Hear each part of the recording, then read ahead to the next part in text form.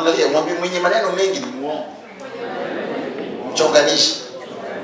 Methali 12:13 nasema hivi, katika kosa la midomo kuna mtego kwa mbaya. Katika kosa la midomo kuna mtego kwa mbaya. Bali mwenye haki atatoka katika taabu. Umeona mdomo kuna mtego kwa mbaya. Haya, Methali 13:3.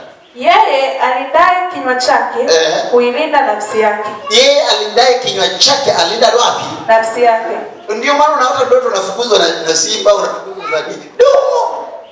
Uangalie unachokisema. Soma kwa umalizie sentensi. Bali afunuaye midomo yake atapata uharibifu. Kwa usifungue midomo yako. Methali 20 na ngapi? 21:23. Mtu azuiaye kinywa chake na ulimi wake atajilinda nafsi yake na taabu. Atajilinda nafsi yake na nini? Na taabu.